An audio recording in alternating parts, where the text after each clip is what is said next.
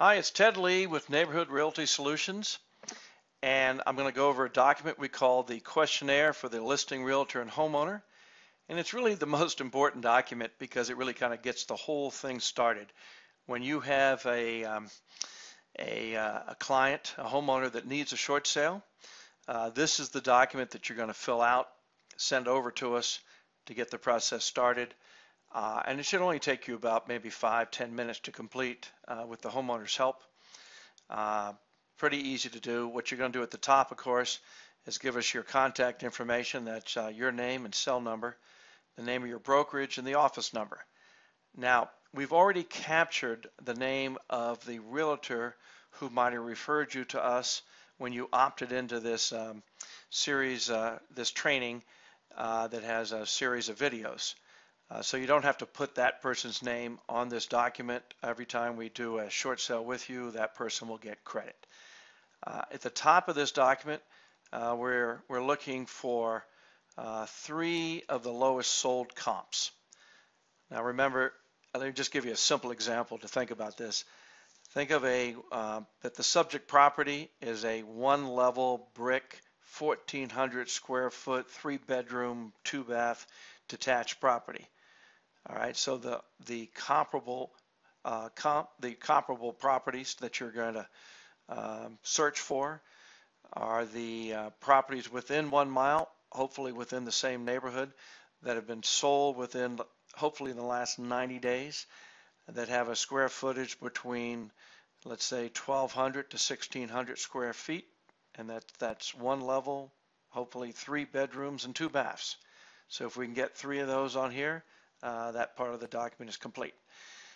Then we're looking for the price that you could sell, or we could get the property sold for after it's no longer a short sale, either because we've changed its legal status, there's an approval, or we've actually bought it and now we're reselling it.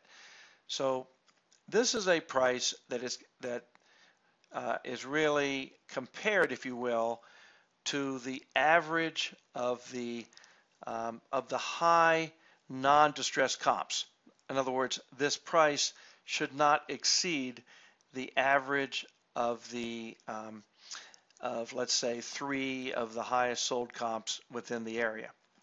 This is a price that the property would sell for quickly, possibly within days, but clearly within 30 days. This is not in 6 months that you hope you could get it sold for a price.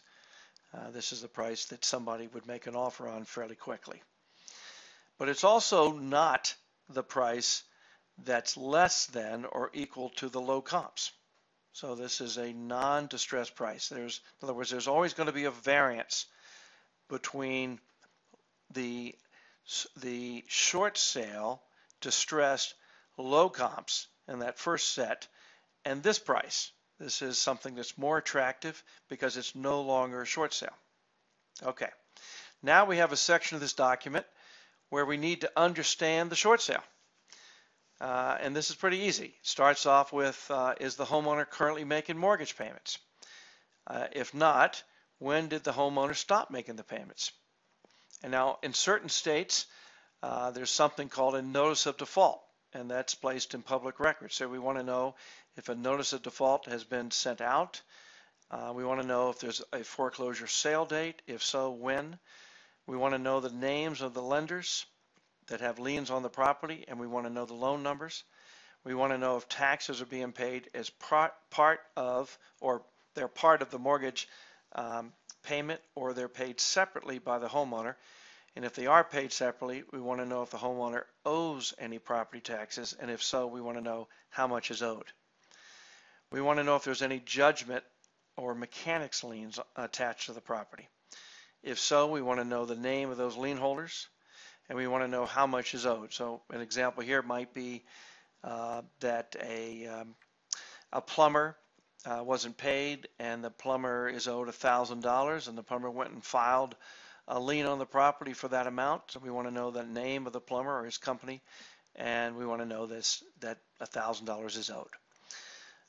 In other words, that lien has to be satisfied before this property can be sold, in the same way that all the liens from the lien holders have to be satisfied. We want to know if there's an HOA, we want to know the name of the HOA, and we want to know if any dues are owed and the amount that's owed. We want to know if the property needs repairs. If so, we just want a general list of those repairs. So examples might mean here that the property needs a new roof, or it needs carpet, paint in and out. Maybe there's mold in the basement. Maybe there's 5 inches of water in the basement. Possibly the floors need to be replaced due to water damage, or the landscaping is just absolutely terrible, or who knows, we need new windows, or the doors all torn up. Who knows what it is, but we just need a general description of that so we get a sense of what kind of property we're dealing with. We want to know, is the property the primary residence of the seller, or is this property an investment property or a vacation property? So you just circle one of these. We want to know if the property is vacant. If it's leased, we want to know when the lease term will end. We want to know the names of the tenants. In other words, we want to know who's living in the property.